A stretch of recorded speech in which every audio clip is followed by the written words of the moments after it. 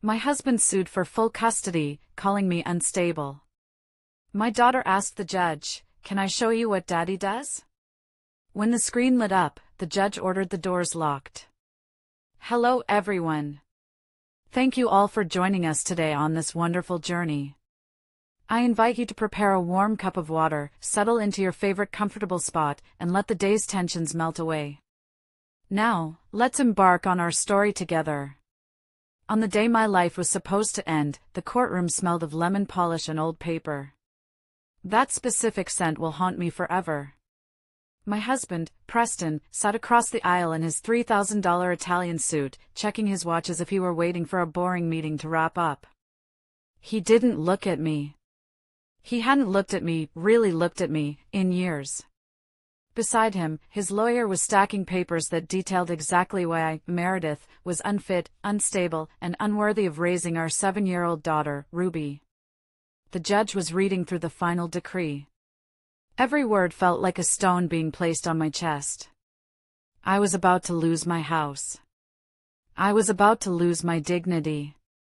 But worst of all, I was about to lose full custody of the only thing that mattered to me in this world. I gripped the edge of the table so hard my knuckles turned white, trying to keep my breathing steady, trying not to give Preston the satisfaction of seeing me cry. He had won. His money, his connections, and his cruel lies had won. But then, the heavy oak doors at the back of the room creaked open. A hush fell over the gallery. We all turned. Standing there, looking smaller than I had ever seen her in the vastness of that legal chamber, was my daughter, Ruby. She wasn't supposed to be there. She was clutching her backpack to her chest, her eyes wide and terrified. But she didn't run to me. She didn't run to her father. She walked straight toward the bench, her little sneakers squeaking on the marble floor, and in her hand, she held a shattered, taped-up tablet that I thought had been broken months ago.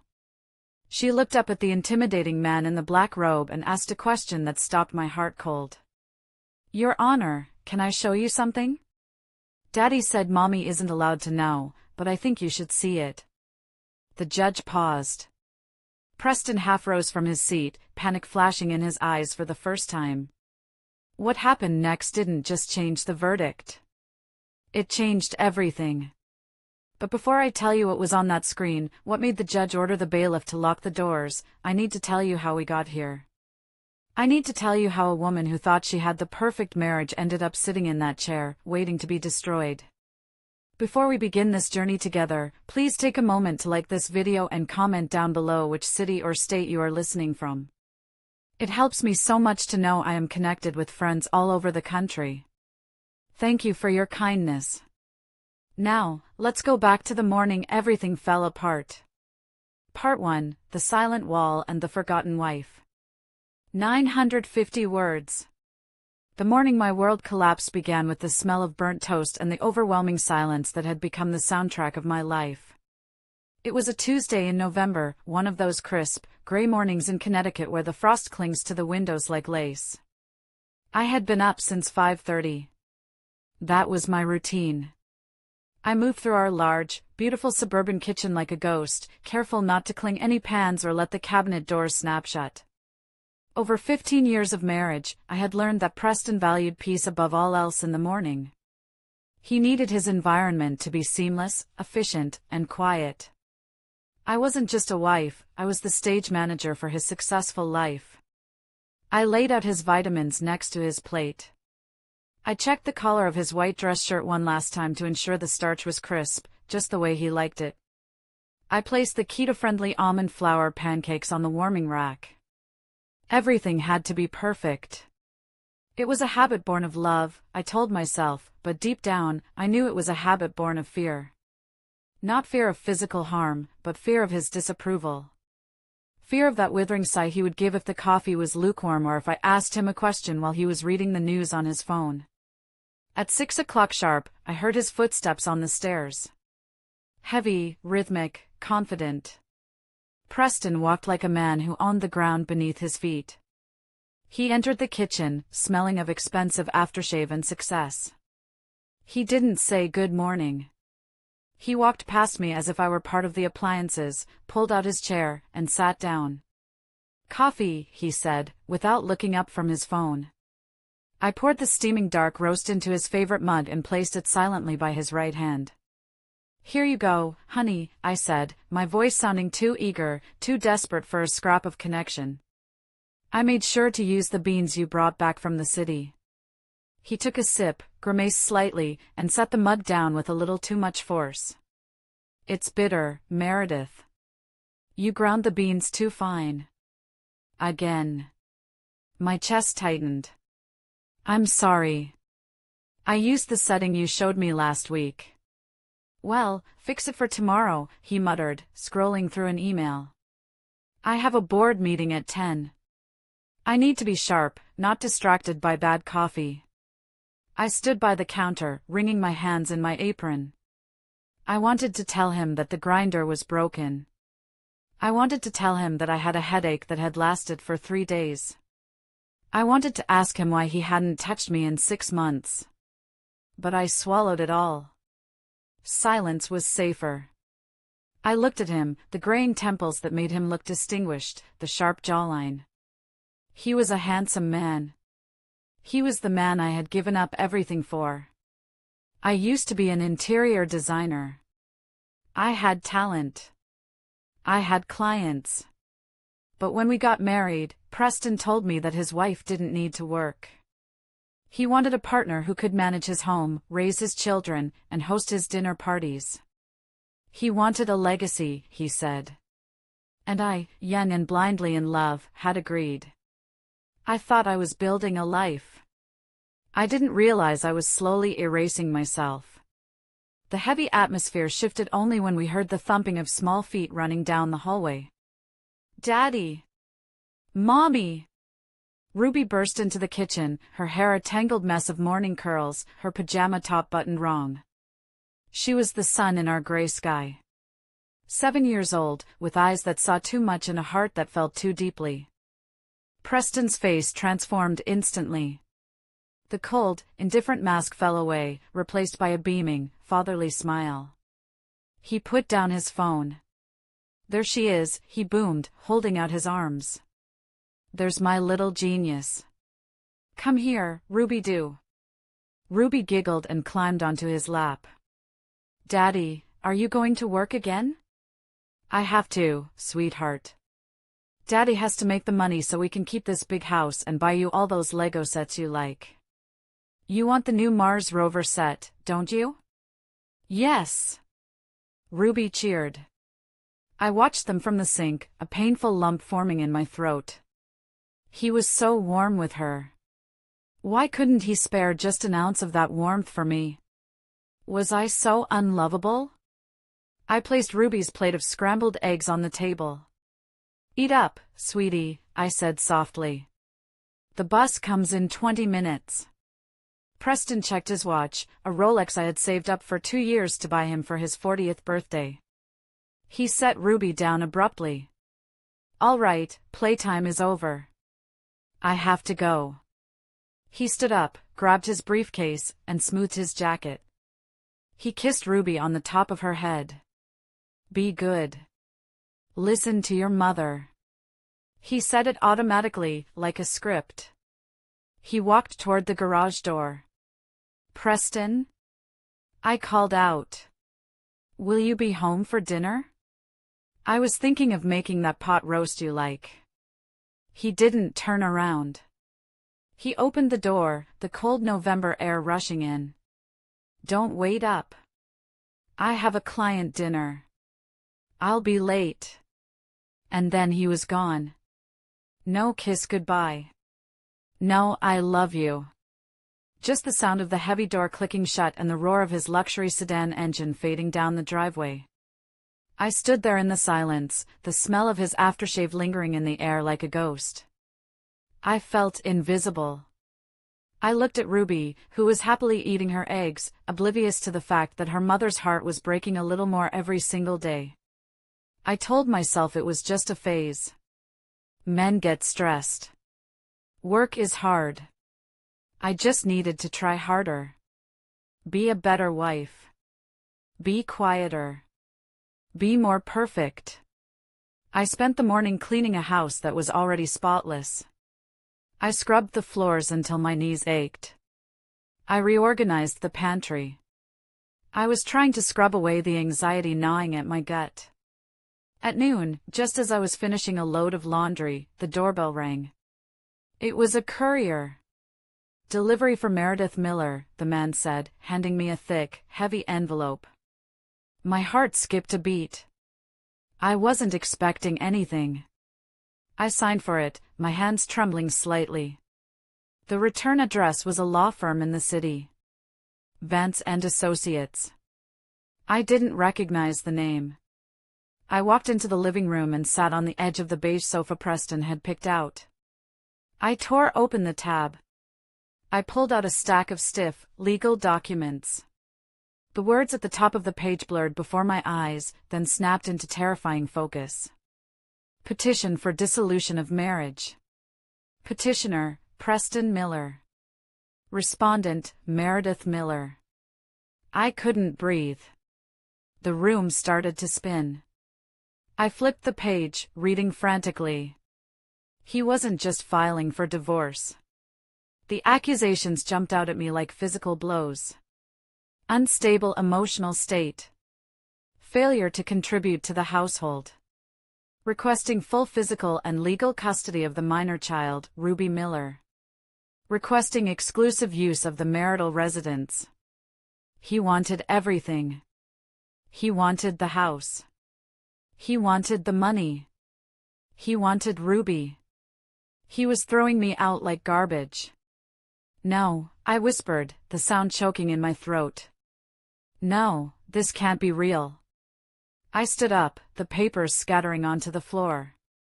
I needed to call him. There had to be a mistake. Maybe it was a prank? But deep down, I knew. The coldness. The late nights. The criticism. It had all been leading to this. Suddenly, I heard a sound that made my blood freeze. The sound of tires crunching on the gravel driveway. The engine cut off. A car door slammed. Preston was back. The front door opened with a terrifying calmness. Preston walked in, not with the hurried energy of a man who had forgotten a file, but with the slow, deliberate stride of an executioner. He didn't look surprised to see me standing there, pale and shaking, surrounded by the scattered legal papers. In fact, he looked relieved. He closed the door behind him and locked it. The click of the deadbolt echoed in the large foyer like a gunshot. "I see you got the mail," he said. His voice was devoid of any emotion. It was casual, as if he were commenting on the weather. I stared at him, my hands trembling by my sides. I couldn't find my voice. The man standing before me looked like my husband, wore my husband's clothes, but his eyes were those of a stranger, cold, flat, and cruel. "Preston," I finally choked out, tears welling up in my eyes. "What is this? Is this a joke? You want a divorce?" He walked past me into the living room, stepping right over the pages of the petition as if they were trash. He went to the liquor cabinet and poured himself a glass of whiskey, even though it was barely noon. "It's not a joke, Meredith. It's a rescue mission. For me. And for Ruby." "Rescue?" I gasped, the absurdity of the word hitting me. "From what? I have dedicated my entire life to you. I gave up my career. I gave up my friends. I cook your meals, I clean your clothes, I raise our daughter." He spun around, the glass clinking sharply against his wedding ring. A ring that suddenly felt like a lie. "And look at you," he sneered, his lip curling in disgust. "Look at yourself, Meredith. You're pathetic. You're a glorified maid. Do you really think a man like me, a man who closes million-dollar deals before lunch, wants to come home to this?" He gestured vaguely at my comfortable sweater and leggings, at my messy bun, at my tear-streaked face. "You're outdated. You're boring. You have no ambition. I have no ambition because you asked me to stay home. I screamed, the injustice burning in my chest. You told me you wanted a traditional wife. I changed my mind, he said coldly, taking a sip of his drink. People grow. I grew. You didn't. You stagnated. And quite frankly, I'm tired of dragging you along. But, full custody? I pointed a shaking finger at the papers on the floor. You're trying to take Ruby? You can't do that. I'm her mother. I'm the one who takes her to school, who helps her with homework, who holds her when she has a nightmare. You barely see her. Preston laughed. It was a dry, humorless sound. That's exactly why I need to take her. You're making her soft. You're making her weak, just like you. Ruby needs a role model who understands success. She needs a mother figure who is intelligent, sophisticated, and capable. Not a housekeeper. Who? I whispered, a chill running down my spine. Is there someone else? He didn't answer immediately. He just smiled, a small, cruel smirk that told me everything I needed to know. That's none of your business, he said. But let's just say Ruby deserves better. And my lawyer? He's the best in the state. We have evidence, Meredith. We have documentation of your instability. Instability? I stepped back, confused. I'm not unstable. I'm perfectly sane. Are you? He took a step toward me, invading my personal space, using his height to intimidate me. You cry over nothing. You forget things. You get hysterical when things don't go your way. Remember last week when you screamed at Ruby in the mall? I didn't scream at her. I protested, backing away until I hit the wall. She was running toward the escalator and her shoelace was untied. I was scared she would fall. I was protecting her. See? Preston said softly, his voice dropping to a sinister whisper. You're getting hysterical right now. Just like the report says. What report? You'll see in court, he said. He finished his drink and set the glass down on the mantelpiece. Here is how this is going to go. You are going to sign those papers. You are going to agree to the terms. You will get a small stipend, enough to rent a studio apartment somewhere far away from here. And you will give me Ruby. I will never sign that, I spat, finding a sudden surge of anger through my fear. I will fight you. I will tell the judge everything. Preston's face hardened. The mask of civility dropped completely. He grabbed my arm, his fingers digging into my flesh. You have no money, Meredith. You have no job. You have no connections. I controlled the finances for 15 years. Who do you think the judge is going to believe? The successful finance director with a clean record, or the unemployed, emotional housewife with zero assets? He leaned in close, his breath smelling of whiskey and mint. If you fight me, I will destroy you. I will make sure you end up on the street. I will paint you as so crazy that you'll be lucky if you get supervised visitation once a year. Do not test me. He shoved me away. I stumbled and fell onto the carpet, landing amidst the legal documents. I'm going to pack a bag, he said, straightening his tie. I'll be staying at a hotel for a few days until my lawyer gets the eviction order for you. Have your things ready to go by the end of the week. He walked toward the stairs, leaving me sobbing on the floor of the beautiful home that was no longer mine. I felt small. I felt broken. I felt utterly defeated. But as I watched him ascend the stairs, treating me like an insect he had just stepped on, a tiny spark ignited deep within my gut. It wasn't hope. Not yet. It was the primal instinct of a mother who had just been threatened. He wanted a war? He had no idea what a mother would do to keep her child. After Preston left, the house fell into a terrifying silence. I sat on the floor for what felt like hours, staring at the dust motes dancing in the afternoon light.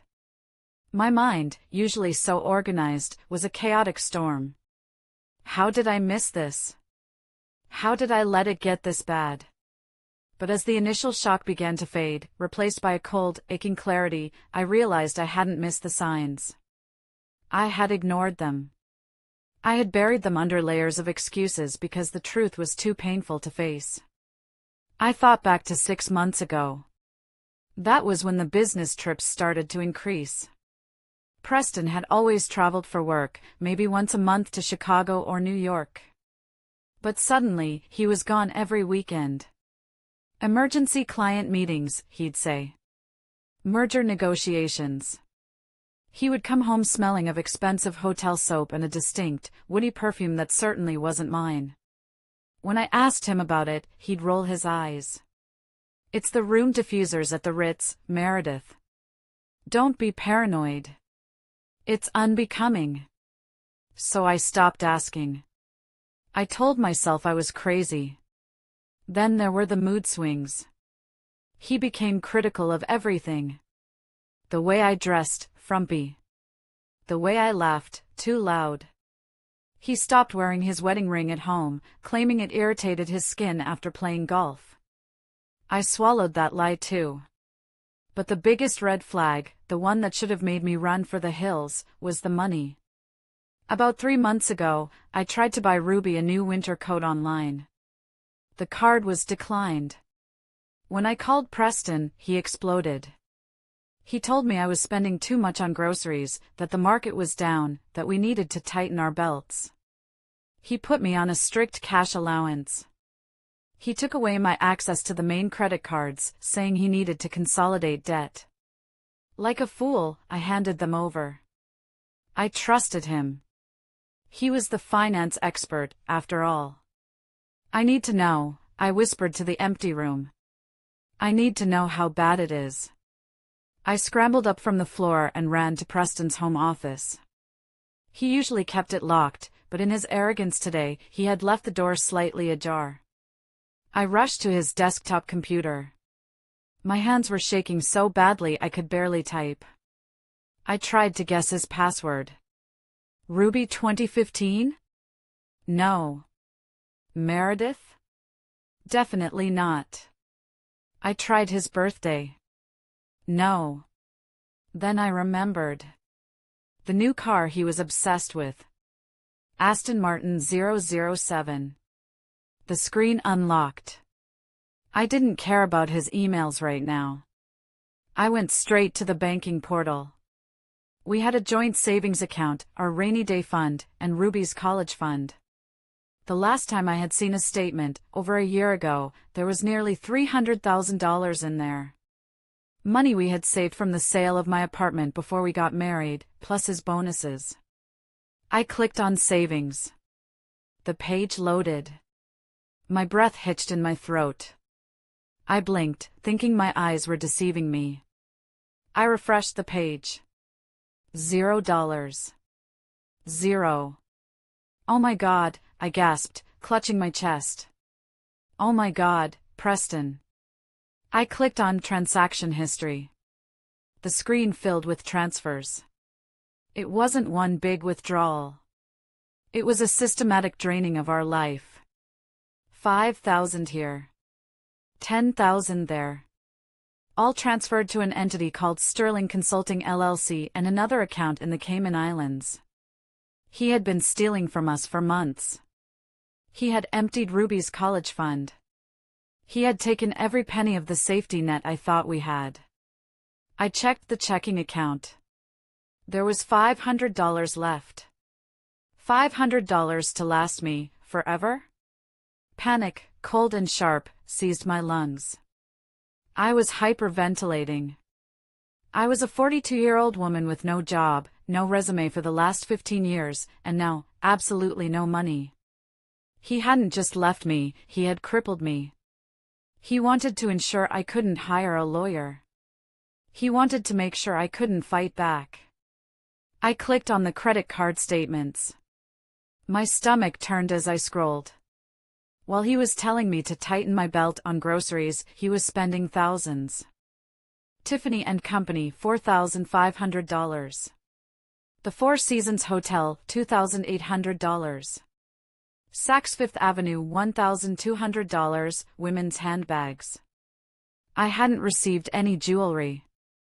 I hadn't stayed at the Four Seasons. And I certainly hadn't gotten a new handbag. He was building a new life with someone else, using my daughter's future to pay for it. The rage that hit me then was different from the sadness. It was hot. It was blinding. I printed everything. I printed the zero balance. I printed the transfers. I printed the jewelry receipts. I used up all the paper in the printer and went to the closet to get more. As I reached for the paper, my hand brushed against a box on the top shelf. It was an old, dusty box labeled Meredith's Drafts. I pulled it down. Inside were my old sketchbooks, my drafting compass, my expensive architectural pens, the tools of the trade I had abandoned. I touched the cold metal of the compass. I remembered who I used to be. I used to manage construction sites. I used to negotiate with contractors. I used to be tough.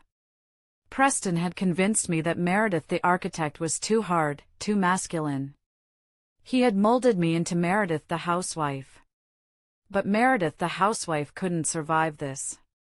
Meredith the housewife was broken. If I wanted to save Ruby, I had to find that old version of myself. I had to stop crying and start calculating.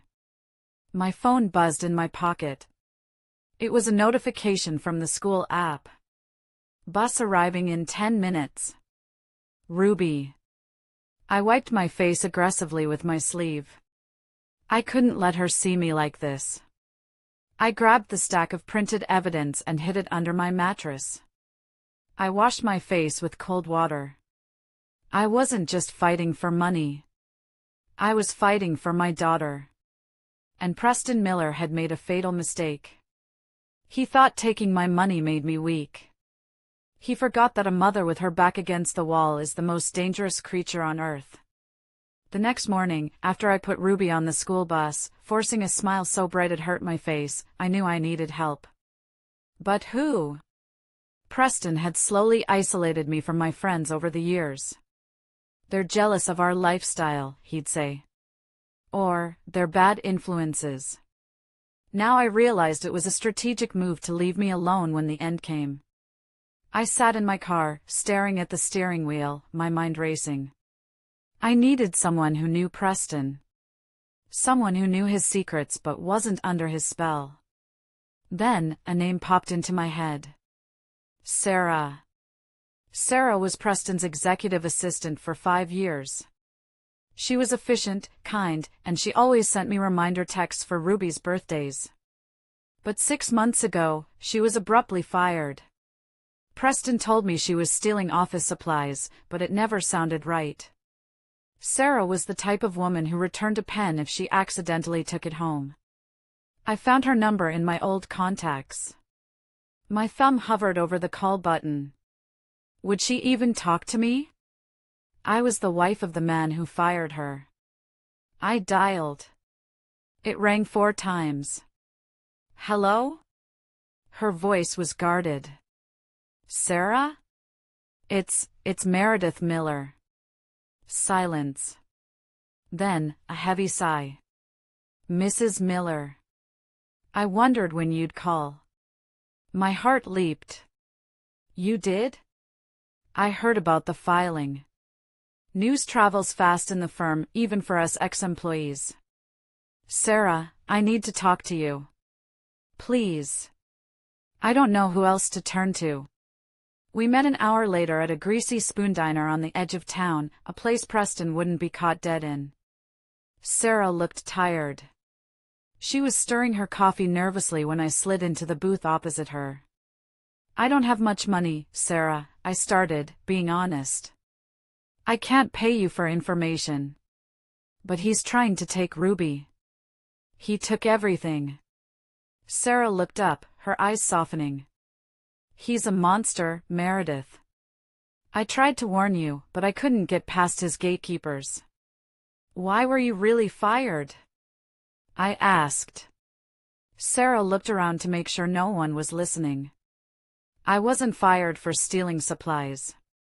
I was fired because I saw the emails. I saw the travel itineraries for him and her. Her? I leaned in. Who is she, Sarah? Please. Sarah hesitated, fear flickering in her eyes. He made me sign an NDA, non-disclosure agreement. If I talk, he could sue me for everything I have. He's already suing me for everything I have. I reached across the table and grabbed her hand. He emptied Ruby's college fund. He left us with zero. Please, Sarah. I'm drowning. Sarah bit her lip. She looked at my desperate face, then down at her coffee. Sterling, she whispered. Look into Sterling Consulting. I saw that name on the bank transfers. I said. Is that a company? It's a shell company, Sarah said rapidly, keeping her voice low. But it's named after her. Bianca Sterling. Bianca Sterling? The name meant nothing to me. She's a psychologist, Sarah revealed, dropping a bombshell. She was brought in as a corporate consultant for the firm last year. Corporate wellness, leadership coaching, that sort of thing. Preston fell for her hard. Or rather, she dug her claws in. A psychologist? I felt sick. He's leaving me for a psychologist? It's worse than that, Meredith. Sarah leaned in closer. She's not just his mistress. She's his strategist. I heard them in his office once. She was telling him exactly how to handle you. She told him to cut off your funds slowly so you wouldn't notice until it was too late. She told him to start documenting your emotional outbursts. She's the one who orchestrated this whole divorce plan. I sat back, the breath knocked out of me. It wasn't just a midlife crisis affair. It was a calculated, psychological dismantling of my life, engineered by a professional. Why? I whispered. Why go to such lengths? Why not just leave? Because of the prenup, Sarah said. Or rather, the lack of one. You've been married 15 years. In this state, you're entitled to half of everything. Preston's assets are worth millions. He's too greedy to give you half. So, they came up with a plan to make you look unfit, to make you the villain, so the judge would award him everything. Tears pricked my eyes. It was so evil. It was so thorough. Does he know you know this? I asked. He suspects. That's why he fired me. He threatened to blacklist me from every firm in the city if I opened my mouth. Sarah squeezed my hand back. I can't testify, Meredith. I can't go up against his lawyers. They'll crush me. But I can point you in the right direction. Check the dates on the transfers. Cross-reference them with his business trips to Switzerland. He's hiding assets offshore. And, be careful. Bianca is smart. She knows how to manipulate people. She manipulates him, and he manipulates you. I left the diner shaking, but this time, it wasn't from fear. It was from adrenaline. I had a name. Bianca Sterling. And I knew their game. They were gaslighting me on an industrial scale. But knowledge wasn't enough. I needed a lawyer. A shark. But sharks cost money, and I had zero. I drove home, my mind racing. I had to liquidate the only things Preston hadn't touched. I went straight to my closet and pulled down the hidden box from the top shelf. Not the drafts this time. The velvet pouch inside. My grandmother's vintage emerald necklace. And my professional drafting set, solid silver compasses, German engineering pens. They were my pride and joy, symbols of the career I hoped to one day return to. I looked at them. Then I looked at a photo of Ruby on my nightstand. "For you," I whispered. I shoved them into my purse and drove to the pawn shop on the bad side of town. The pawn shop smelled of stale cigarettes and desperation. It was a world away from the country clubs Preston frequented. I stood at the counter, feeling exposed, clutching my grandmother's emerald necklace and my professional drafting set. The broker, a man with thick glasses and thicker fingers, examined the necklace with a loupe. "It's vintage," I said, my voice wavering. "Art Deco. My grandmother left it to me. It was insured for $10,000. "Insurance value ain't street value, lady," he grunted. He dropped the necklace onto the scale. "And the drafting tools? Who uses these anymore?" "Everyone uses computers. They are solid silver. Antique German ruling pens. Please." He looked at me, taking in my designer coat that was a few seasons old, my frantic eyes. He knew I had no other options. $3,000 for the lot," he said.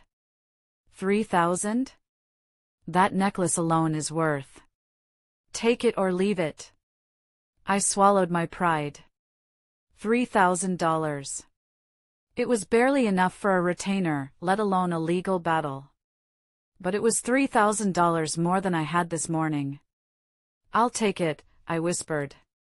I walked out with a roll of cash in my purse, feeling lighter and heavier at the same time. I had just sold my past to save my future. I didn't go to the glass and steel skyscrapers downtown. I knew those firms. They charged $500 an hour just to answer the phone. Instead, I drove to a part of town where the buildings were brick and the signs were hand-painted. Sarah had given me a name before I left the diner. Elias Henderson. "He's old school," she had said. "He hates bullies." Mr. Henderson's office was above a dry cleaner. The stairs creaked. The waiting room had magazines from 2018. But when I walked into his office, I saw stacks of files everywhere, not disorganized, but lived in. Mr. Henderson was a man in his 70s, wearing a cardigan that had seen better days. He had wild white hair and eyes that looked like they could cut glass. "Mrs. Miller," he rasped, gesturing to a chair that had duct tape on the armrest. "Your husband is Preston Miller? The hedge fund guy?" "Yes," I said, sitting down. "How did you know?" "I read the papers. I know the sharks in this town." "Vance represents him, right?" "Yes." Henderson let out a dry chuckle. "Vance. That man would sue his own mother for a parking ticket if there was a profit in it." He looked at me over his spectacles. "You don't have the money for a fight against Vance, Mrs. Miller. Why did you come to me?" I reached into my purse and pulled out the roll of cash. I placed it on his desk. Then I pulled out the printed bank statements showing the zero balance. "This is all I have," I said, my voice steady. "He stole everything. He stole my daughter's college fund. He's trying to take my child and tell the world I'm crazy. I don't need a lawyer who does this for the money, Mr. Henderson. I need a lawyer who does this because he hates men like Preston." Henderson picked up the bank statements. He scanned them in silence. His eyebrows furrowed. He picked up the cash, thumbing through it. "He left you with nothing?" "Zero. And he's claiming you're unstable?" "He has a psychologist report. From his mistress." Henderson's head snapped up. A slow smile spread across his weathered face. It wasn't a nice smile. It was the smile of an old wolf who just caught a scent. "Conflict of interest," he muttered. "Fraud. Financial abuse." He tossed the cash back to me. "Keep your money, Mrs. Miller. You'll need it for groceries." "But, your retainer." We'll do this on contingency, he said, opening a drawer and pulling out a yellow legal pad. I take a percentage of what we win back. And looking at these transfers? We are going to win back a lot. He leaned forward, his voice dropping to a growl. Listen to me carefully, Meredith. This isn't a divorce anymore. This is a war. He wants to play dirty? Fine. I invented dirty. But you need to be strong. You have to go back to that house. You have to live with him. You have to let him think he's winning. Can you do that? I have to live with him? I shuddered. If you leave the marital home, he can claim abandonment. You stay put. You let him throw his insults.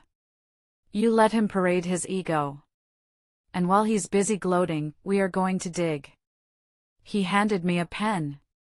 Now, tell me everything about this Bianca Sterling. I took the pen. For the first time in weeks, I didn't feel like a victim. I felt like a client. I felt like a soldier reporting for duty. She's a corporate psychologist, I said. And she smells like sandalwood and deceit. Living in the same house with Preston after the filing was like living in a minefield. The air was thick with tension. Every room felt like a battleground. Following Mr. Henderson's advice, I moved into the guest room down the hall. I put a lock on the door. Preston, arrogant in his assumed victory, didn't kick me out. He wanted me there. He wanted an audience for his triumph. He seemed to derive a sick pleasure from watching me scrounge for grocery money while he flaunted his wealth. But the worst part wasn't his cruelty toward me. It was how he used Ruby. 2 days after seeing Mr. Henderson, I was in the kitchen making a simple pasta dinner. Pasta was cheap, when Preston walked in carrying a massive, gift-wrapped box. Ruby, he called out, his voice booming with fake cheer. Daddy's home. Ruby ran into the kitchen. Daddy! He dropped the box on the table, right on top of the placemats I had set. Open it, princess. Ruby tore open the paper. It was the Mars Mission Lego robotic set. The one that cost nearly $400. The one she had begged for, but I had told her we had to save for Christmas. Wow! Ruby's eyes widened. The big one. Thank you, Daddy. Preston hugged her, looking directly at me over her shoulder. His eyes were cold, dead. You see, Ruby, he said loud enough for me to hear. Daddy can buy you anything you want. Mommy can't buy this for you, can she? Mommy doesn't have a job. My grip on the wooden spoon tightened until my fingers ached. I wanted to scream. I wanted to throw the boiling water at him. But I heard Henderson's voice in my head, let him think he's winning. That's very generous of Daddy, I said, forcing a smile that felt like broken glass. Why don't you take it to the living room, sweetie? Wait, Preston said. I also got you something else. He pulled a sleek, white box from his briefcase. An iPad Pro. The newest model. The old tablet you have is garbage, Preston said. Throw it away. This one has a better camera, faster games, everything. And I set up a special account just for you. Ruby gasped. A new iPad? Really? Really? Because when you come to live with me in the new apartment, we're going to have only the best things. No broken toys. No boring rules. Ruby looked at him, then at me. She sensed the tension. Children always do. She took the iPad slowly. Thank you, Daddy. Go set it up, he urged. Ruby ran off to the living room with her treasures. Preston turned to me, his smile vanishing instantly. Don't bother setting a plate for me, he sneered. I'm eating out. The food here is pathetic lately. Going to a business meeting? I asked, keeping my voice neutral. Or a therapy session? His eyes narrowed. Careful, Meredith. You're skating on thin ice. He grabbed his keys and left. I stood in the kitchen, trembling. He was buying her loyalty. He was dazzling a 7-year-old with consumerism to erase her mother. Later that night, I went to check on Ruby. The house was quiet. I opened her bedroom door softly. The glow of the nightlight illuminated her bed. I expected to see her playing with the new iPad. But she wasn't. The shiny new box was sitting on her desk, unopened. Ruby was curled up under her duvet, fast asleep. But one of her hands was tucked under her pillow. I tiptoed closer. I gently lifted the corner of the pillow. My heart broke. She was clutching her old, battered tablet. The screen was cracked in a spiderweb pattern from when she dropped it last summer. The case was peeling. Why was she holding onto this piece of junk when she had a brand new $2,000 device on her desk? Was it comfort? Familiarity? I reached out to gently move it so she wouldn't sleep on the hard glass. Ruby stirred. Her hand clamped down on the old tablet instantly, pulling it deeper under the covers. No, she mumbled in her sleep. Mine. I pulled my hand back. It's okay, baby. It's mommy. Go back to sleep. She settled down, but her grip didn't loosen. I kissed her forehead and left the room, confused. Ruby loved new gadgets. Why was she rejecting the new iPad? I chalked it up to the stress of the divorce. Maybe she felt that accepting the new gift was betraying me? The thought made me want to cry.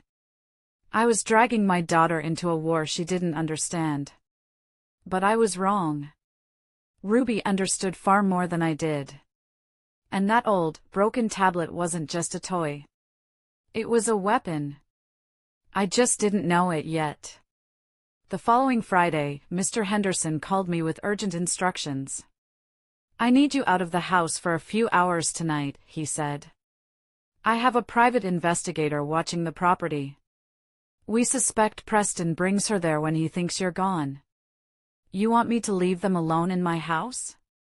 I felt nauseous. We need proof of adultery in the marital home. It voids certain clauses in the prenup he's trying to enforce. Go to a movie. Take a long drive. Just be gone from 7 p.m. to 10 p.m. What about Ruby? He thinks Ruby is at a sleepover, right? You told me she was going to her cousin's. Yes, I said. I dropped her off an hour ago. Good. Then go. I did as I was told. I sat in a dark movie theater, watching a comedy I couldn't laugh at, checking my phone every 5 minutes. At 9:30 p.m., I drove back. I parked down the street, lights off, waiting for the text from the PI saying the coast was clear. But as I sat there, my phone buzzed.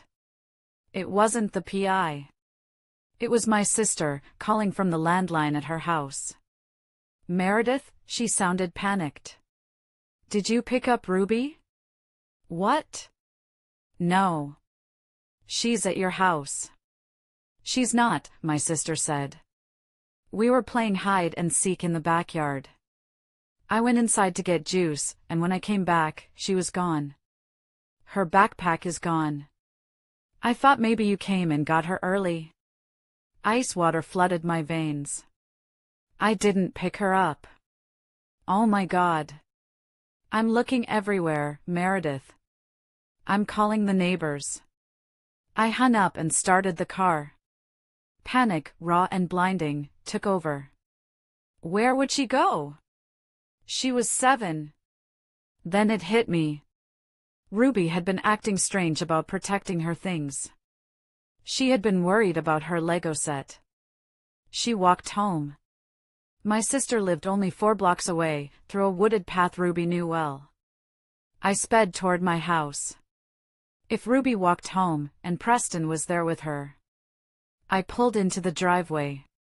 Preston's car was there. And another car, a sleek silver Mercedes convertible. Her car. I didn't wait for the PI. I ran to the front door. It was locked. I fumbled for my keys, my hands shaking so hard I dropped them. Inside the house, the scene was calm. Too calm. Soft jazz was playing. I smelled that sandalwood perfume again, thick and cloying. Preston! I screamed, bursting into the foyer. Preston appeared at the top of the stairs, wearing a silk robe. His face went pale when he saw me. Meredith? You're supposed to be out until midnight. Where is she? I yelled, running past him. Where is Ruby? Ruby? She's at your sister's. She ran away. She's not there. Just then, the door to the living room closet creaked open. We both froze. Ruby stepped out. She was still wearing her coat and backpack.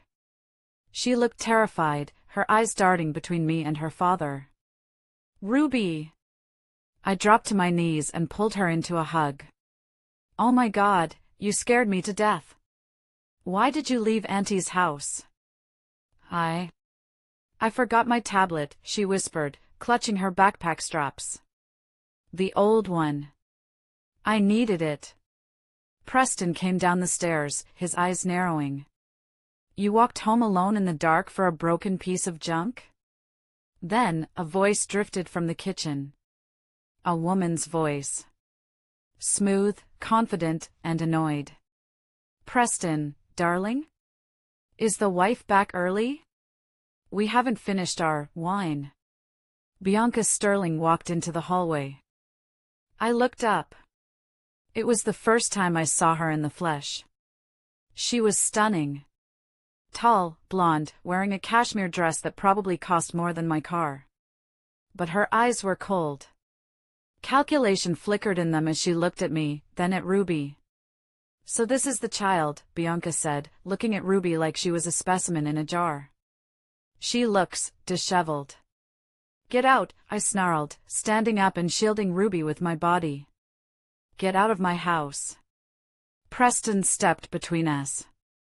This is my house, Meredith. Bianca is my guest. And you, he glared at Ruby, you are in big trouble, young lady. Sneaking around?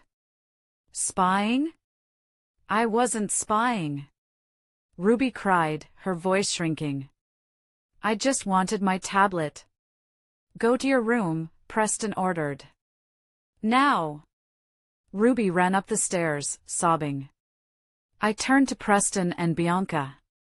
I was shaking with rage. You brought her here? While you thought our daughter was away?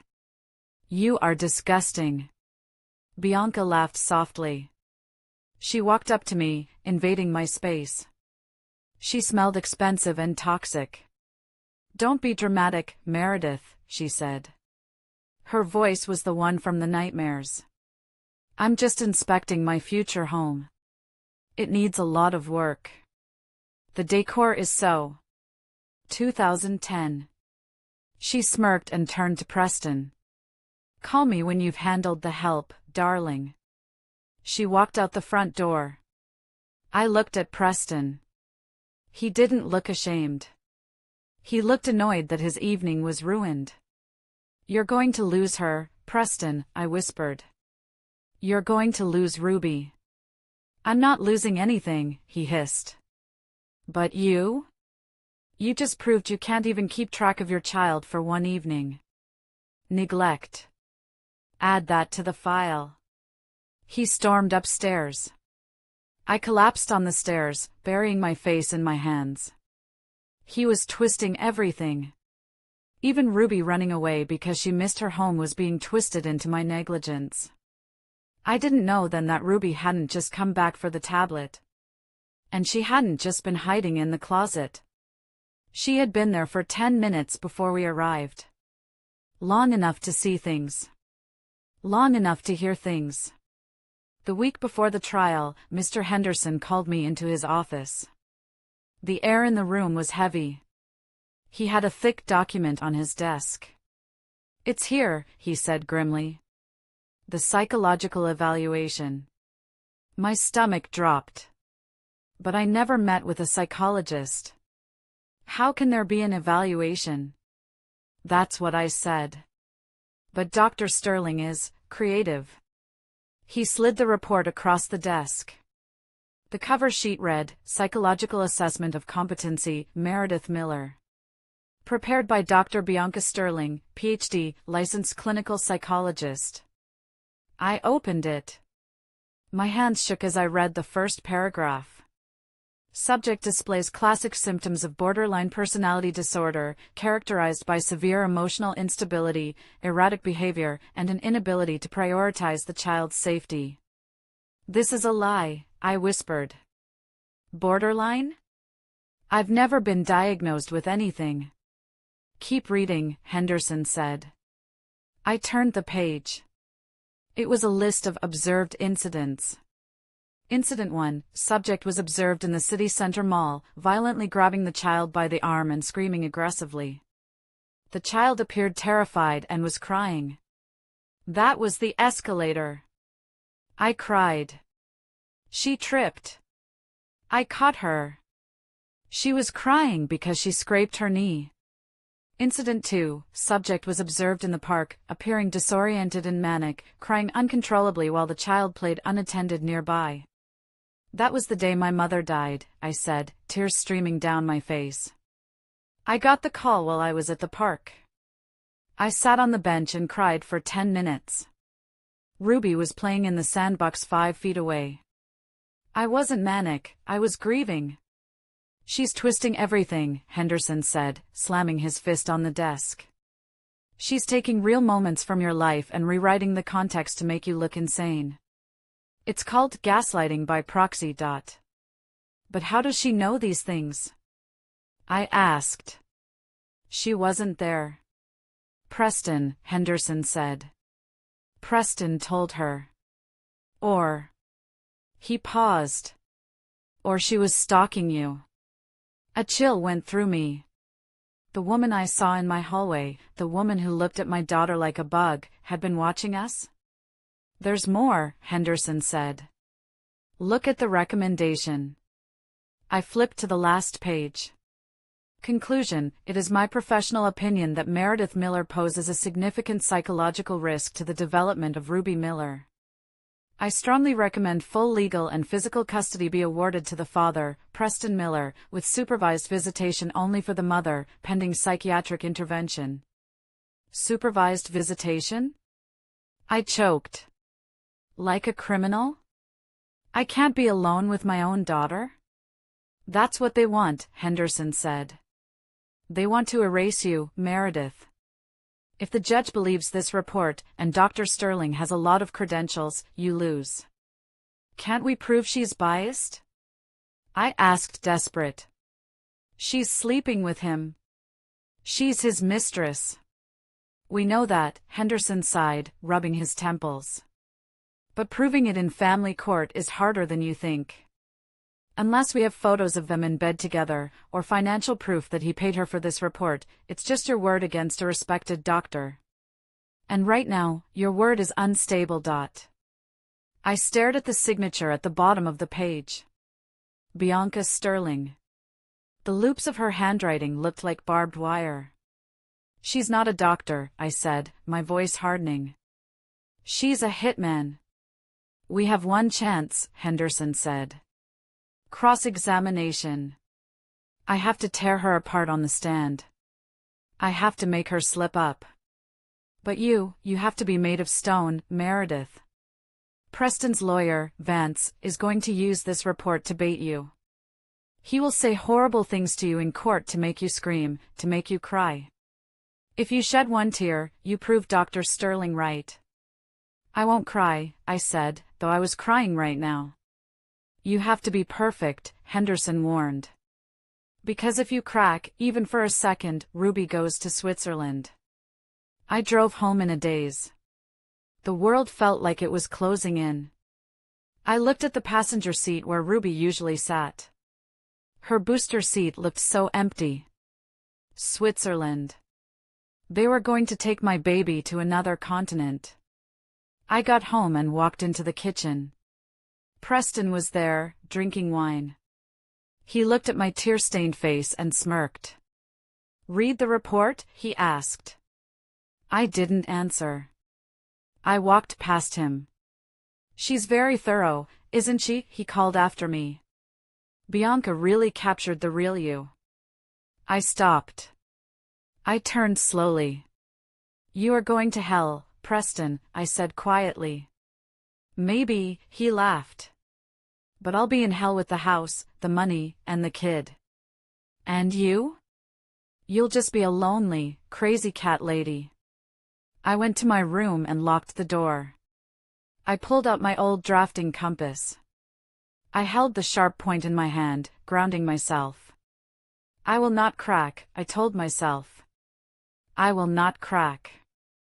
But I didn't know that the next day, in that courtroom, they had a weapon I wasn't prepared for. And I was about to walk right into the trap. After reading that psychological report, something inside me shifted. It wasn't just fear anymore. It was a cold, calculating anger. If Dr. Bianca Sterling wanted to write a story about my life, I needed to know exactly who was holding the pen. The clue came from the most innocent source imaginable. The next evening, I was giving Ruby a bath. It was one of the few times Preston couldn't interrupt us. As I was washing her hair, Ruby was playing with her rubber ducks, splashing the water. "Mommy," she said, wiping bubbles from her nose. "Why does Auntie B always smell like fancy wood?" My hands froze in her hair. "Auntie B?" "Yeah. The lady Daddy talks to. Even when she's not there, Daddy smells like her. It smells like the candle store at the mall, but stronger. Santal 33. Sandalwood and cedar. That was the scent on Preston's shirts. That was the scent that lingered in my hallway the night Ruby ran away. "Does Auntie B come around a lot when I'm not there?" I asked, trying to keep my voice light, playful. Ruby nodded. "Sometimes. Daddy says she's helping him with work. But they don't do work. They drink wine and laugh. And she sits on his lap." A wave of nausea hit me. He was bringing her into our home. Into the sanctuary I had built for 15 years. That night, after putting Ruby to bed, I went to my room and opened my laptop. I didn't have money for a private investigator, but I had something better, the instincts of a woman who had been lied to. I searched for Dr. Bianca Sterling again. Her professional website was pristine. Ivy League education. Specialized in corporate psychology and high-conflict family dynamics. But everyone has a digital footprint.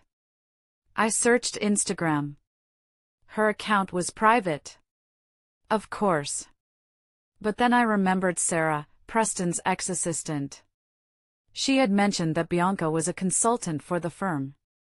I searched for the firm's tagged photos. And there it was. A photo from the company's Christmas party last year. I hadn't been invited, Preston said it was employees only. But there, in the background of a group selfie posted by a junior analyst, were Preston and Bianca. She was wearing a red dress that clung to her like a second skin. Her hand was resting possessively on Preston's chest. They were looking at each other in a way that wasn't professional. It was hungry. I clicked on the tag on her dress. It led to a public fashion account she ran on the side. Sterling style.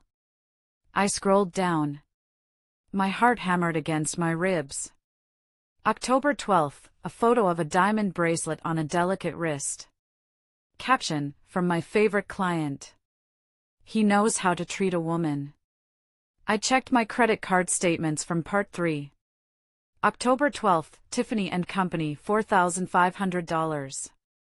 November 5th, a selfie in a plush hotel robe, holding a glass of champagne. The location tag, the Four Seasons, Chicago. My statement, the Four Seasons, $2,800. December 20th, a photo of a brand new Hermes handbag. Caption, ready to secure the bag. 2024 is going to be my year of abundance. My statement, Saks Fifth Avenue, $1,200. She wasn't just his mistress. She was living a life of luxury funded by my daughter's college fund. She was wearing my financial security on her wrist. I took screenshots of everything. Every caption. Every date match. But the most chilling post was from 3 days ago. It was a picture of a passport and a plane ticket. The destination was obscured, but the caption read, "New life loading. Just one more hurdle to clear before paradise." The hurdle was me. I realized then that Preston wasn't just trying to win a divorce. He was trying to erase me so they could run away with the money and my daughter. I printed the photos. The ink was running low, so the pictures came out streaky, making Bianca look even more like a distorted monster. I put them in a folder marked evidence. I looked at her face in the photos, smug, beautiful, untouchable. She thought she was the hunter. She didn't realize that by posting her trophies, she had just handed the prey a loaded gun. Mediation is supposed to be a civilized way to settle disputes. But when you are divorcing a narcissist, there is no civilization. There is only psychological warfare. We met in a conference room at the courthouse. The table was long and polished to a mirror shine. On one side sat Preston and his shark of a lawyer, Mr. Vance. On the other side sat me and Mr. Henderson. Mr. Henderson looked like a rumpled history professor next to Vance's sleek, predatory suit. But I felt safer next to his cardigan than I ever had next to Preston's Italian wool. The mediator, a tired-looking woman named Brenda, opened the file. The goal today is to find common ground. There is no common ground, Vance cut in smoothly. My client's position is clear. Mr. Miller is the sole breadwinner. Mrs. Miller has been unemployed for 15 years. Furthermore, given Mrs. Miller's recent instability, we believe full custody is the only safe option for the child. We reject that entirely, Mr. Henderson grumbled, his voice gravelly. Mrs. Miller raised that child while your client was busy working in Chicago hotel rooms. Preston laughed. He leaned back in his chair, twirling a pen. You really want to do this, Meredith? You want to drag this out? Look at you. You're wearing a coat from 3 seasons ago. You sold your grandmother's necklace just to pay this old man. You're pathetic. Preston, I said, my voice shaking but firm. I don't care about the money. You can keep the cars. You can keep the stocks. Just give me joint custody. Let me be a mother to Ruby. Preston stopped twirling the pen. He leaned forward, his eyes dead and cold. No. Why? I pleaded. She's my daughter. Because you are a bad influence, Preston said. You're weak. You're emotional. Ruby needs to be molded for success. And frankly, Meredith, I'm moving. My breath caught. Moving? Moving where? Preston smirked. Zurich. Switzerland. My firm is transferring me. And since I will have full custody, Ruby is coming with me. We leave the day after the trial judgment. You can't do that. I stood up, knocking my chair back. You can't take her to another country. I'll never see her. You can visit, Vance said dismissively. Once a year. Supervised. If you can afford the plane ticket. Which, let's be honest, you won't be able to. This is kidnapping. I screamed. This is legal strategy, Preston whispered, loud enough only for me to hear. And you have no way to stop it. Sign the papers, Meredith. If you sign now, I'll give you enough cash to rent a decent apartment. If you fight me in court next week, I will leave you homeless, and Ruby will grow up in Europe forgetting she ever had a mother named Meredith. I looked at him. I looked at the man I had shared a bed with for 15 years. I realized there was no humanity left in him. He was a machine fueled by greed and ego. Mr. Henderson placed a hand on my arm. Sit down, Meredith. I won't sign, I said, staring directly into Preston's eyes.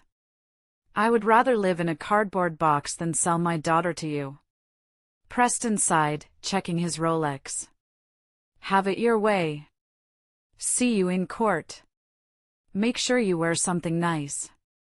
I'd hate for you to look poor and crazy on the news. He stood up and walked out. Vance followed. I collapsed into the chair.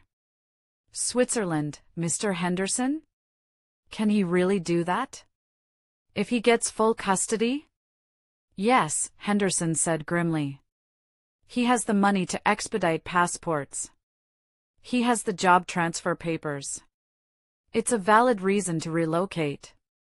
So if I lose the trial next week, I lose her forever. Then we have to make sure you don't lose, Henderson said. But for the first time, I saw doubt in his eyes. I walked out of that room feeling like I was carrying the weight of the world. Switzerland. It was a death sentence for my motherhood. I had 7 days. 7 days to stop a millionaire, a high-powered lawyer, and a corrupt psychologist from stealing my life. The courtroom was freezing. I don't know if it was the temperature or just the sheer terror running through my veins, but I couldn't stop shivering. Day 1 of Miller versus Miller began with a bang. Or rather, a slaughter. The gallery was surprisingly full. Preston was a prominent figure in the local finance world, and the idea of a scandalous divorce had drawn curious onlookers. I saw some of the women I used to play tennis with, women who had stopped returning my calls months ago. They whispered behind their hands, looking at my simple black dress and tired eyes. Mr. Vance, Preston's lawyer, stood up. He looked like a shark in a suit, sleek and dangerous. Your Honor, Vance began, his voice booming. We are here today to save a child. To save Ruby Miller from a toxic environment created by a mother who has lost her grip on reality. He didn't waste time. He called his first witness, our housekeeper, Maria. I gasped. Maria had been with us for 5 years. I treated her like family. I gave her bonuses from my own allowance. Maria sat in the stand, refusing to look at me. Maria, Vance asked softly. Describe the state of the Miller household over the last 6 months. It was messy, Maria mumbled, looking at her lap. Mrs. Miller stopped cleaning. There were dishes everywhere. Laundry piled up. She would stay in bed until noon. Objection. Henderson croaked. Context. Mrs. Miller had severe influenza during that period. Overruled, the judge said, scribbling notes. The witness is describing what she saw. And did Mrs. Miller ever forget to pick up the child from school? Vance asked. Once, Maria whispered. Last month. I was in the ER. I whispered frantically to Henderson. I had a migraine so bad I couldn't see. I called the school. Hush, Henderson hissed. Let them talk. Next came the financial forensic accountant hired by Preston. He put up charts on a screen. As you can see, Your Honor, Mrs. Miller's spending habits are erratic. Thousands of dollars withdrawn in cash. No receipts. This suggests either a gambling addiction or a hidden substance abuse problem. My jaw dropped. Those were the cash withdrawals Preston forced me to make because he cut off my cards. He told me to use cash for groceries. But to the judge, it just looked like numbers on a screen.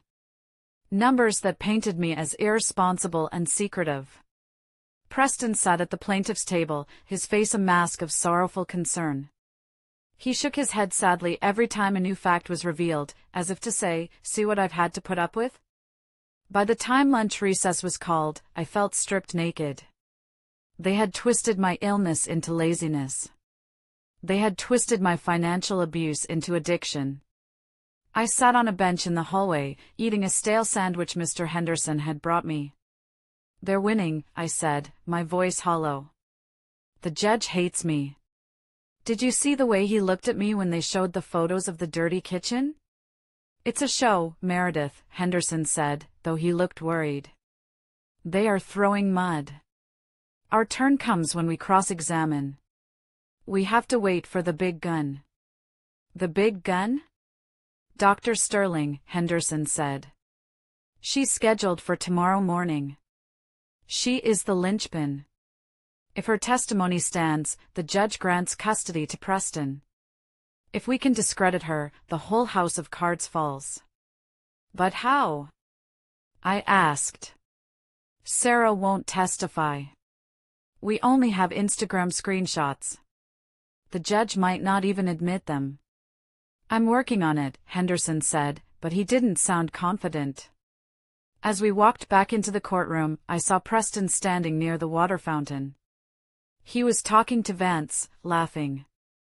A genuine, belly laugh. He saw me and winked. It wasn't a flirtatious wink. It was the wink of a hunter who has the deer in his sights and is just waiting to pull the trigger. I walked back to my seat, my legs feeling like lead. I looked at the empty witness stand. Tomorrow, the woman who was sleeping with my husband was going to sit there and tell the world I was crazy. And the terrifying truth was, after today, I was starting to feel like maybe they were right. Maybe I was crazy to think I could win. The next morning, the heavy wooden doors swung open, and she walked in. A hush fell over the room. It wasn't just because she was the expert witness, it was because she commanded attention. Dr. Bianca Sterling was radiant. She wore a cream-colored pencil skirt suit that looked professional yet undeniably expensive. Her hair was pulled back in a sleek chignon. She carried a leather portfolio with the air of a woman who held the 10 Commandments inside. I stopped breathing. It was her. The woman from the hallway. The woman from the Instagram photos. But seeing her here, in this court of law, swearing on a Bible to tell the truth, made my blood run cold. She took the stand. She adjusted the microphone with a manicured hand, on her wrist sat the diamond bracelet from Tiffany's. The one paid for with Ruby's college money.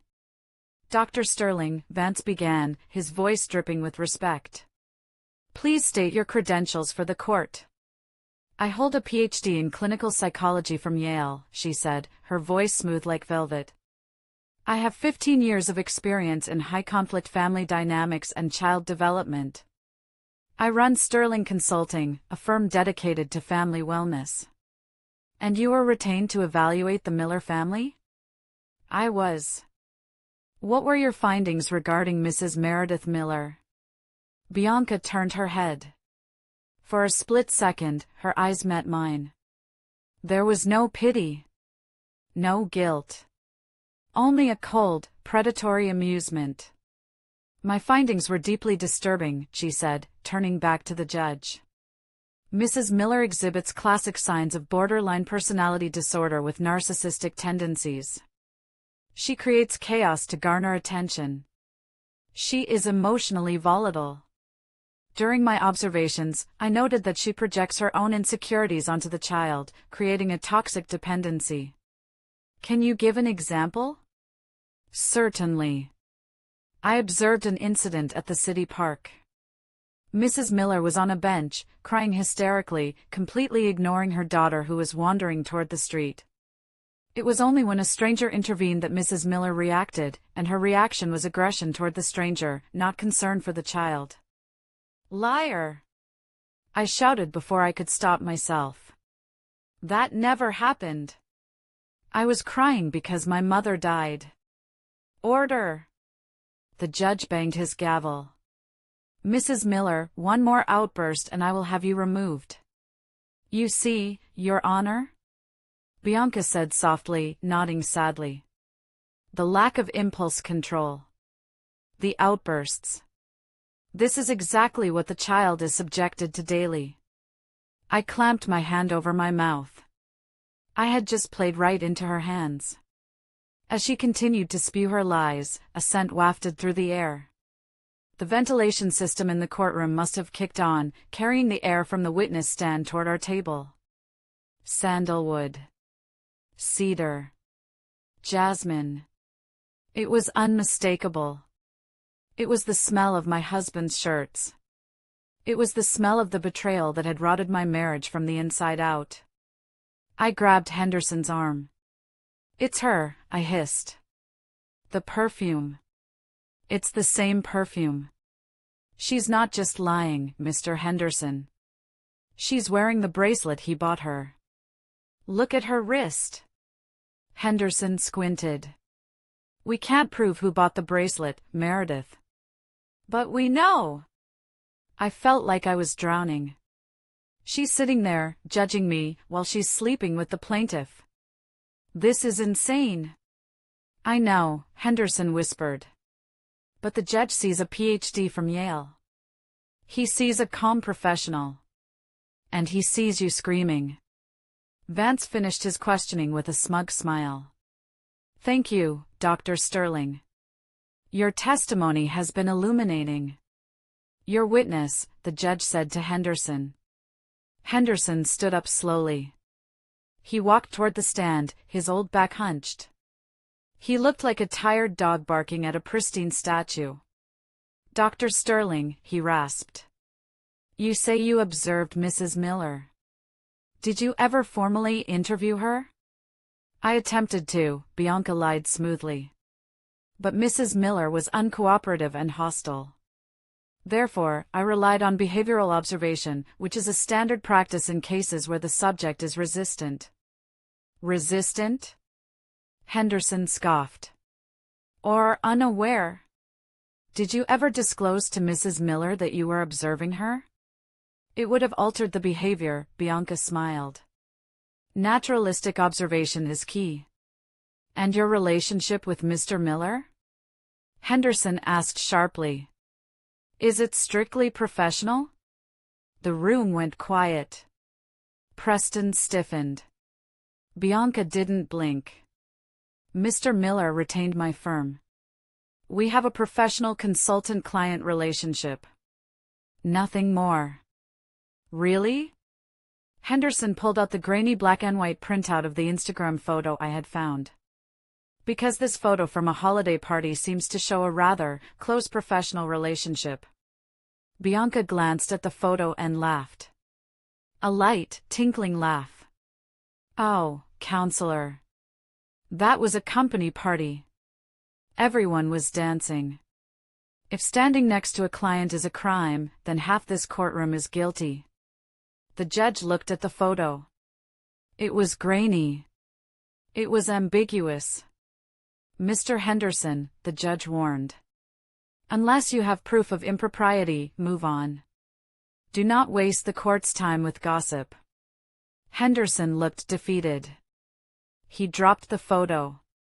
No further questions. I sank into my chair. She had gotten away with it. She had lied under oath, and she had done it with a smile. The respondent calls Meredith Miller to the stand. Hearing my name called felt like a summons to the gallows. I stood up, my legs trembling so badly I had to grip the table to steady myself. I walked to the witness box, swearing on the Bible that felt heavy with irony in a room full of liars. Mr. Henderson asked me gentle questions first. I tried to explain about the bank accounts, the joint savings being drained. I tried to explain about my mother's death and the flu. I spoke clearly, trying to channel the architect I used to be, logical, precise. But then it was Vance's turn. He didn't walk to the podium. He walked right up to the witness box, invading my personal space just like Preston did. Mrs. Miller, he began, his voice sickly sweet. You claim you are a devoted mother. Yet, you have no income. You have no savings. You rely entirely on your husband's generosity, isn't that correct? It was a partnership, I said, my voice tightening. I managed the home. Managed? Vance raised an eyebrow. We saw the photos of the kitchen. Is that your definition of management? I was sick. Excuses, Vance snapped. Always excuses. Let's talk about Ruby. Your husband says you are emotionally suffocating her. That you tell her she can't trust her father. That's a lie. I want her to love her father. But he is buying her love with gifts. Or maybe, Vance leaned in, he is providing for her, while you are just there. Existing. A burden. I gripped the railing. I am not a burden. Aren't you? Vance turned to the gallery, then back to me. Your husband is a successful man. Dr. Sterling is a successful woman. They are winners. And you, Meredith, look at you. You're just bitter because you couldn't keep up.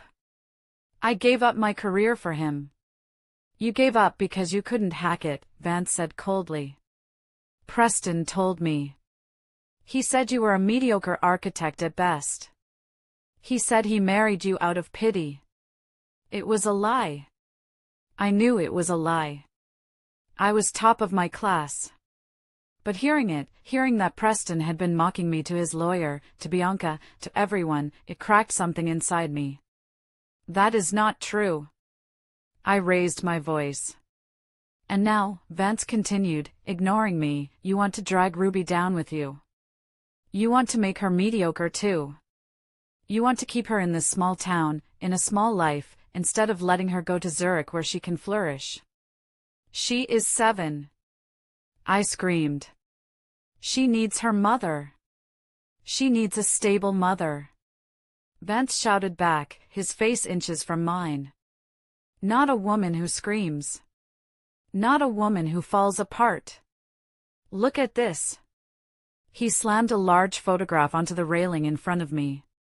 It was me. In my bedroom. My hair was wild, my eyes were swollen shut, and my mouth was open in a scream of pure anguish. It was taken the night Preston told me he was leaving. The night he shoved me. The night I thought my life was over. I wasn't crazy, I was heartbroken. But in that photo, frozen in time, I looked like a monster. Is this the face of a sane woman? Vance bellowed to the courtroom. Is this the face you want putting your child to bed? He took that after he pushed me. I wailed, standing up. He provoked me. He smiled while I cried. He's the monster. Can't you see? He's stealing my life. I was pointing at Preston. My hand was shaking violently. I was crying, ugly, heaving sobs. Your Honor. Vance turned to the judge, spreading his arms wide. I rest my case. The witness has proven Dr. Sterling's diagnosis perfectly. Volatile. Hysterical. Unfit. I froze. I looked at the judge. He wasn't looking at the photo. He was looking at me. And in his eyes, I saw pity. And dismissal. I looked at Preston. He was covering his mouth with his hand, looking down. To the room, it looked like he was ashamed of me. But I knew. I knew he was hiding a smile. Order, the judge said quietly. Witness, sit down. Compose yourself. I sank back into the chair. The fight drained out of me. I had done exactly what they wanted. I had screamed. I had cried. I had proven them right. Court is adjourned until tomorrow morning for final statements and sentencing, the judge said. Bailiff, clear the room. I walked back to Mr. Henderson. He didn't say anything. He just packed his briefcase slowly. It's over, isn't it? I whispered. We need a miracle, Meredith, he said softly. A bona fide miracle. That night, the house felt like a mausoleum. Preston hadn't come home, he was probably out celebrating his victory with Bianca. I walked into Ruby's room. She was sitting on the floor, surrounded by her stuffed animals. She looked up when I entered, her big eyes filled with a question she was too scared to ask. Mommy? Hey, baby. I sat down next to her. I tried to smile, but I knew it didn't reach my eyes. Are we going to court tomorrow? She asked. I am, I said, stroking her hair. You're going to school. Auntie Sarah is going to pick you up afterwards. Is Daddy going to win? The question hung in the air. I couldn't lie to her. I had never lied to her. I don't know, Ruby. Daddy has a lot of lawyers. If he wins, do I have to go to Switzerland? She struggled with the word. Switzerland, I corrected gently, my heart shattering into a million pieces. If the judge says so, yes. But Daddy loves you. He wants you to see the world. But I don't want to see the world, Ruby whispered, tears spilling onto her cheeks. I want to see you. I pulled her into my arms. I buried my face in her neck, smelling her shampoo, strawberry and innocence. This might be the last time I held her like this. Tomorrow, she might belong to the state, or to Preston. Tomorrow, I might be the supervised visitation mother. Listen to me, Ruby, I said fiercely, pulling back to look at her. No matter what happens tomorrow. No matter where you go. You are the best thing that ever happened to me. You are smart. You are kind. And you are strong. Do you hear me? You are so much stronger than you know. Ruby sniffled. She looked at her backpack sitting by the door. I know, Mommy, she said. Her voice sounded strange. Determined. Adults think kids don't know things. But we do. What do you mean? She didn't answer. She just crawled over to her backpack and checked the front pocket. I saw the corner of the broken tablet sticking out. Ruby, why are you bringing that old thing to school? The screen is glass shards. You could cut yourself. It's taped, she said. And I need it. For show and tell. Show and tell isn't until Friday. It's for a special project, she said evasively. I was too exhausted to argue. If holding onto a broken toy gave her comfort, I let her have it. I tucked her in. I stayed there until she fell asleep, watching her chest rise and fall. I memorized the curve of her eyelashes.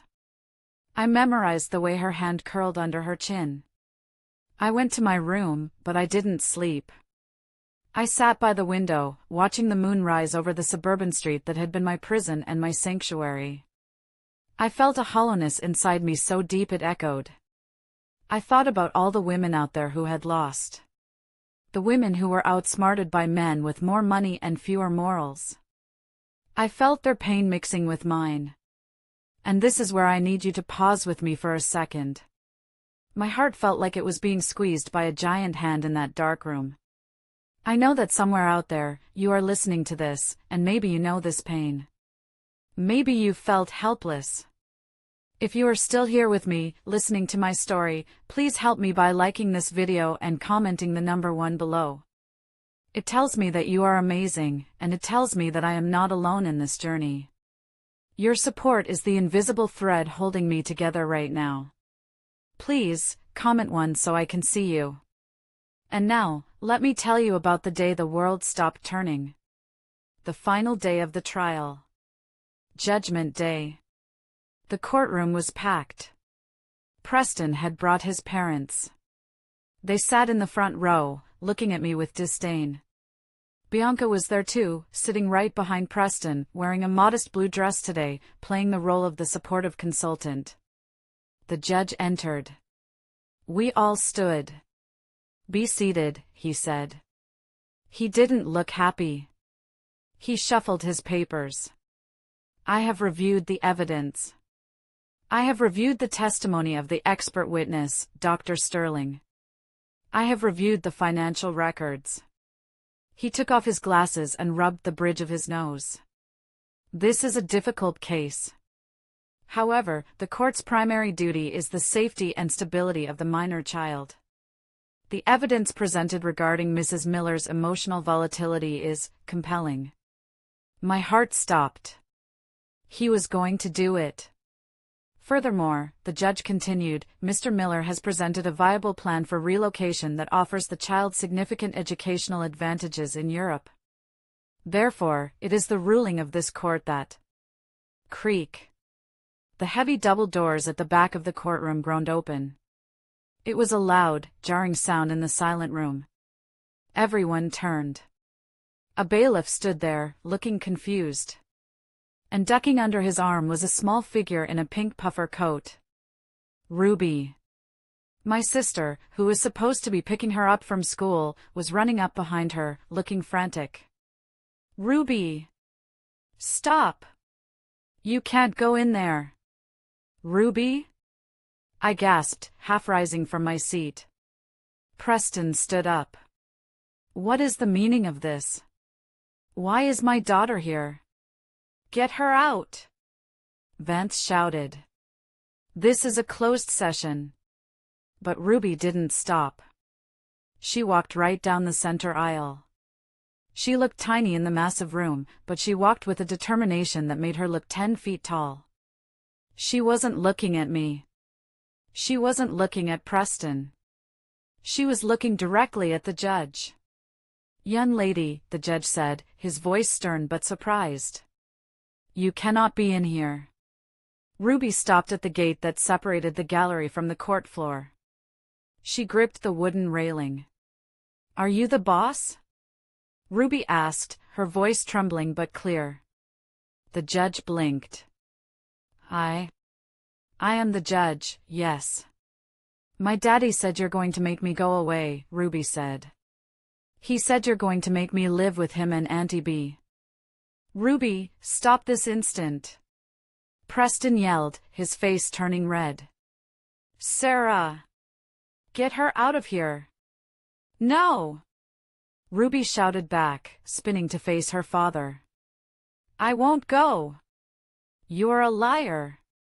The room gasped. Young lady, the judge said firmly. We do not yell in court. Ruby turned back to the judge. She reached into her backpack. My heart hammered. Was she pulling out a toy? A drawing? She pulled out the broken tablet. The one with the taped-up screen. Daddy said Mommy is crazy, Ruby said, tears starting to stream down her face. Daddy said Mommy is bad. But Daddy lies. And Auntie B lies. And I have proof. Proof.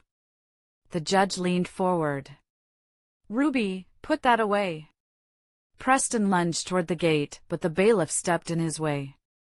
Sit down, Mr. Miller, the bailiff ordered. Your Honor, this is ridiculous, Vance sputtered. This is a child. She has obviously been coached by the mother. I wasn't coached. Ruby yelled. Mommy doesn't know. Mommy thinks it's broken. She held the tablet up like a shield. Can I show you?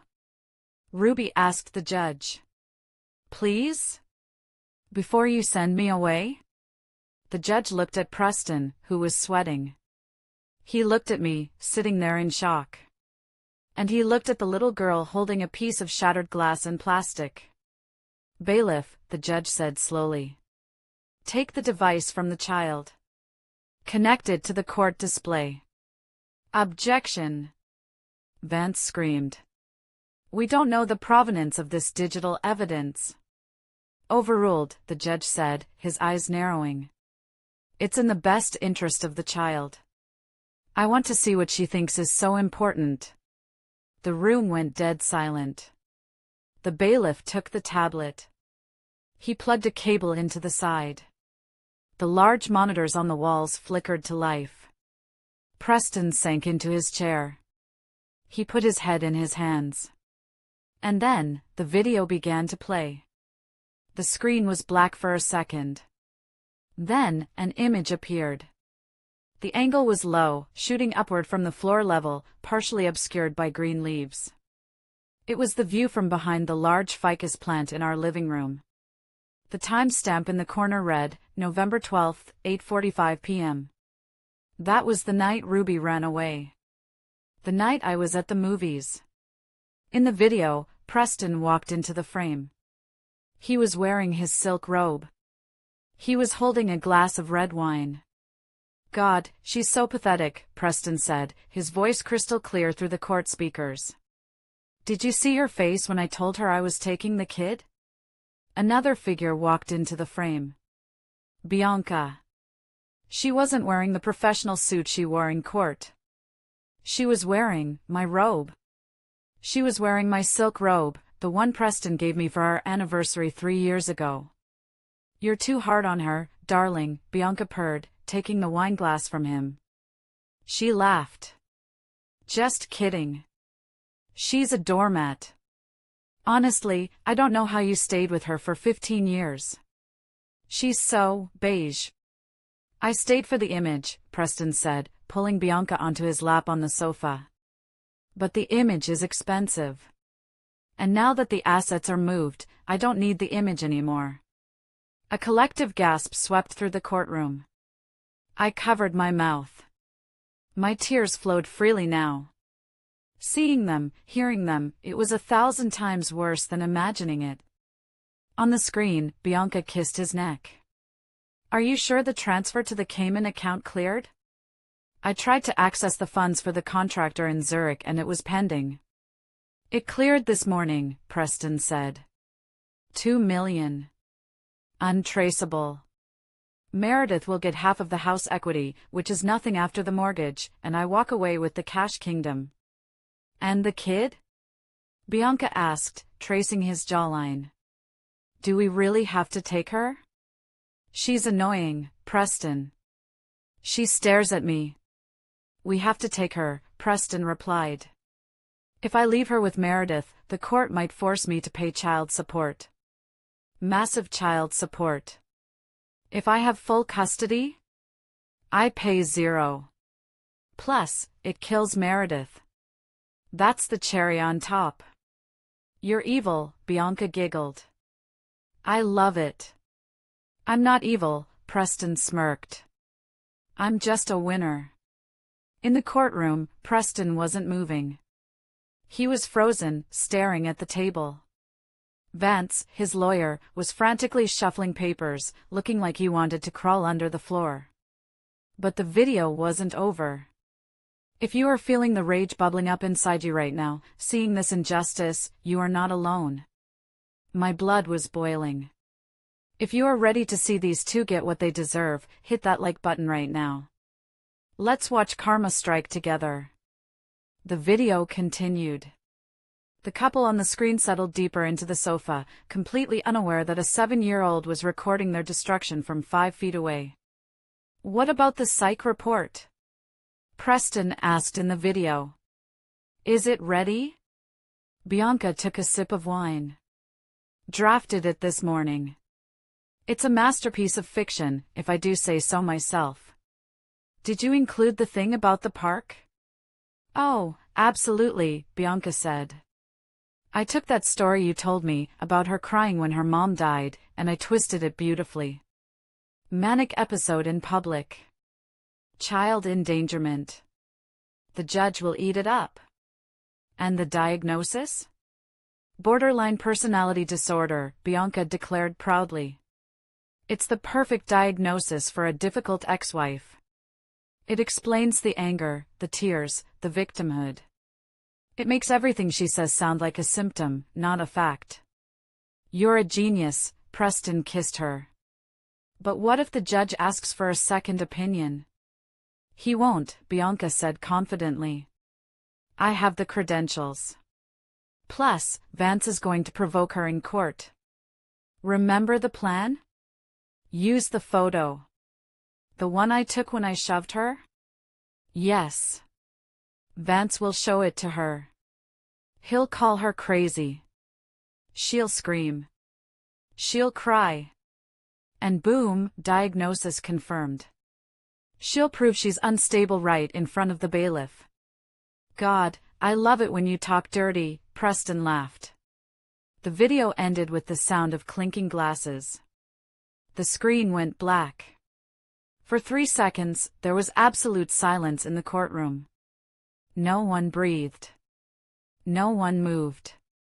The weight of the truth hung in the air, heavy and suffocating. Preston Miller had just admitted to fraud, theft, perjury, and conspiracy. Bianca Sterling had admitted to falsifying medical records and perjury. Then, chaos broke loose. You set me up! Preston screamed, jumping up and pointing at Bianca. You wrote the report. It was your idea. Me? Bianca shrieked, her poised facade shattering instantly. You told me she was crazy. You told me to write it. You paid me. Sit down. The judge's voice roared like thunder. He didn't use the gavel. He stood up, his face red with a fury I had never seen in a human being. Bailiff. The judge pointed a trembling finger at the doors. Lock the doors. Nobody leaves this room. Nobody. The bailiff moved fast, standing in front of the double doors. 2 police officers who were stationed in the hallway stepped inside. The judge looked down at Preston and Bianca. His eyes were burning.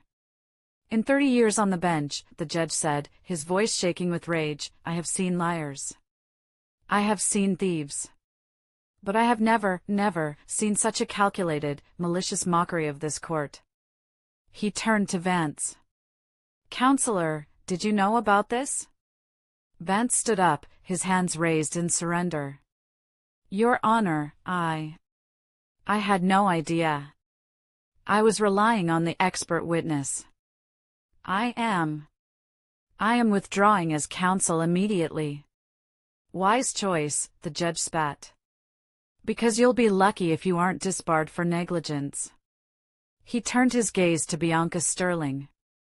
She was shrinking in her seat, clutching her pearls. Dr. Sterling.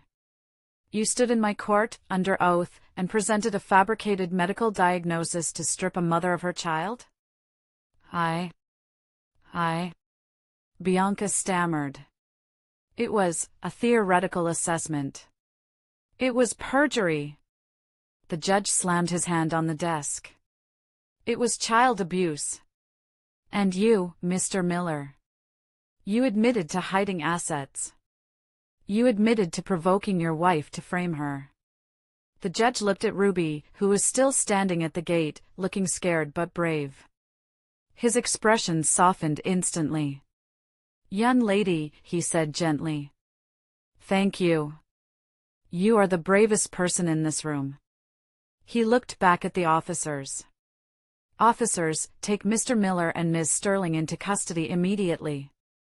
Charges include perjury, conspiracy to commit fraud, and contempt of court. And get the district attorney on the phone. I want financial fraud charges added to the list by lunch. The scene that followed was something out of a movie, but the satisfaction I felt was very, very real. 2 officers marched toward the plaintiff's table. Preston tried to back away. Wait, he stammered, his arrogance completely gone, replaced by the pathetic whimper of a bully who finally got punched back. It was just talk. It was wine talk. You can't arrest me for a video. I can and I will, the judge said coldly. You confessed to hiding $2 million in the Cayman Islands to avoid equitable distribution. That is a felony, Mr. Miller. The officer grabbed Preston's wrists. Hands behind your back. Click. Click. The sound of the handcuffs locking was the sweetest music I had ever heard. Preston looked at me. His eyes were wide, begging. Meredith. Meredith, tell them. Tell them I'm a good father. Think of Ruby. I stood up. I looked him dead in the eye. A good father doesn't steal his daughter's future to buy a Porsche, I said quietly. And a good husband doesn't gaslight his wife into thinking she's insane. They dragged him away. Then it was Bianca's turn. She wasn't begging. She was screaming. This is a mistake. Do you know who I am? I have a PhD from Yale. You won't have a license by tomorrow, the judge remarked dryly. Preston made me do it, she shrieked as the officer cuffed her. He promised me marriage. He promised me the money. Looks like he lied to you too, I said as she was led past me. She glared at me, her mascara running, her perfect chignon coming undone. She looked exactly like the hysterical woman she had tried to paint me as. The courtroom doors opened, and the gallery erupted in whispers and gasps as the local finance golden boy and his mistress were marched out in shame. The judge banged his gavel to restore order. We are not finished, he said. We still have the matter of the divorce decree. He looked at me. Mrs. Miller. I owe you an apology. The court owes you an apology. We failed to protect you from this predator. Thank you, Your Honor, I whispered, clutching Mr. Henderson's hand. Henderson was beaming, looking 10 years younger. Based on the evidence presented, the judge declared, I am issuing a summary judgment. The judge didn't even need to look at his notes. He spoke from the heart, and from the law. 1, he said, raising a finger. I am granting Meredith Miller an immediate divorce on the grounds of adultery and extreme cruelty. 2. Full legal and physical custody of Ruby Miller is awarded to the mother. Mr. Miller's visitation rights are suspended indefinitely pending a full psychological evaluation, a real one, and the conclusion of his criminal trial. I let out a sob of relief. Ruby ran through the gate and jumped into my arms. I buried my face in her puffer coat. She was mine. She was safe. No Switzerland. No Bianca. 3, the judge continued. I am issuing an immediate freeze on all assets held by Preston Miller and Bianca Sterling, domestic and international. The court will appoint a forensic accountant to recover the funds transferred to the Cayman Islands. All recovered funds will be awarded to Mrs. Miller as restorative alimony and punitive damages. 4. The marital home is awarded to Mrs. Miller, free and clear of any mortgage obligations, which will be satisfied by Mr. Miller's remaining assets. And finally, the judge looked at Vance, who was trying to disappear. Mr. Vance, you will report to the Bar Association Ethics Committee by 9 a.m. tomorrow. If I find out you knew about that report being fake, you will be joining your client in a cell. Yes, Your Honor, Vance whispered. Court is adjourned. The gavel banged. It sounded like freedom. Mr. Henderson hugged me. We did it, Meredith. Or rather, she did it. He pointed to Ruby. I looked at my daughter. She was holding her broken tablet like a trophy. Did I do good, Mommy? She asked. You did good, baby, I cried, kissing her forehead. You saved us.